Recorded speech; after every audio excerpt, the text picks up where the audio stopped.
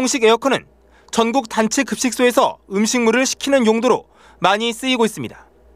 이동 에어컨으로 음식을 식히면서 이 바실루스 세리우스가 오염이 되고 이를 섭취함으로써 식중독을 일으켰을 가능성이 큰 것으로 생각이 됩니다.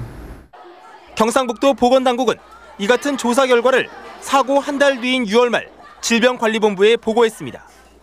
에어컨에서 식중독균이 전파됐다는 보고는 처음이었습니다. 그런데 질병관리본부는 식중독이 우려되는 여름철이었는데도 이 보고서를 석 달 넘도록 방치하고 검증도 하지 않았습니다. 이제 그런 역학조사 결과를 피드백할 수 있는 그런 이제 시스템을 지금 만들어서 다음서부터는 질병관리본부 관계자는 문제의 식중독균이 자연 상태에도 존재하는 균이어서 심각하게 생각하지 않았었다며 오늘에서야 보고서를 검토하겠다고 말했습니다. MBC 뉴스 임영현입니다. 중국 민물고기에서 이번에는 방부제이자 독극물인 포르말린이 나왔습니다. 썩는 것 맞고 희게 보이려고 그랬다고 합니다. 베이징에서 박상우 특파원입니다. 중국 장수성의 대표적 절경으로 꼽히는 호수인 태호. 이곳에서 잡히는 벚꽃 뱅어는 옛부터 유명한 중국의 특산물입니다. 그런데 이 벚꽃 뱅어에서 방부제로 발암물질인 포르말린이 검출돼 중국이 다시 발칵 뒤집혔습니다.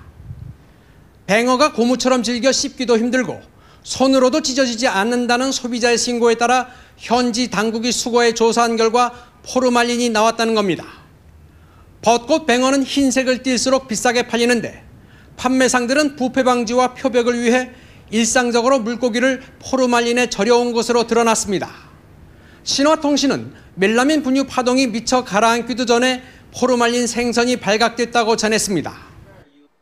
벚꽃 뱅어는 중국에서는 은어로 불리지만 한국의 은어와는 다른 어종입니다.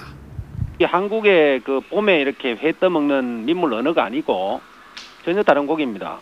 한국으로 들어간 게 없고. 중국에서 4대 명품 물고기로 여겨져 온 벚꽃 뱅어에서마저 독극물이 검출된 사건에 중국 언론들은 아연실색했다는 반응을 보이고 있습니다. 베이징에서 MBC 뉴스 박사호입니다.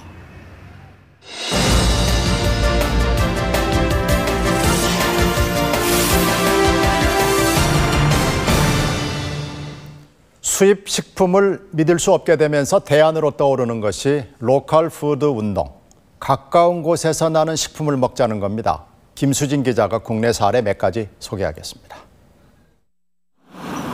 광주공항에서 차로 30분을 달리자 전남 나주시의 넓은 평야가 펼쳐집니다. 이곳 시내 120여 개 학교들은 급식 재료의 80% 이상을 로컬 푸드, 즉 지역에서 생산된 제철 식품을 사용합니다. 식품과 관련한 사고가 끊이지 않자 나주시는 12만 제곱미터 규모의 친환경 급식 생산단지를 만들었습니다.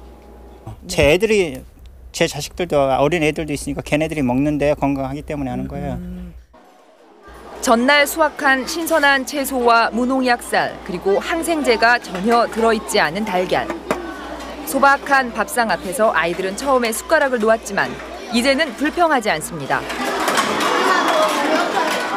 유통 단계 구조가 복잡하지 않기 때문에 생산해서 바로 학교로 오기 때문에 그 유통 단계에서 저장을 위해서 어떤 처리를 전처리를 한다거나 그런 단계가 없어요. 그렇기 때문에 로컬 푸드는 물리적인 거리만을 의미하는 건 아닙니다. 생산자와 소비자 사이의 신뢰를 뜻하는 말이기도 합니다. 밤 10시 서울 마포구 용강동. 트럭 한 대가 서더니 신선한 채소, 과일, 양국 등을 내려놓습니다. 경상북도에서 온 사과, 강원도에서 온 감자, 모두 그날 수확된 것입니다. 산지에서 바로 물류센터에 직결해서 저희 바로 매장으로 해요. 그게 하루 안에 다 되는 겁니다. 80만 명의 조합원을 가진 이 단체에선 생산자로 등록한 조합원들이 식품을 생산해 소비자로 등록한 조합원들에게 공급합니다. 내가 먹는 물품이 어떤 생산자가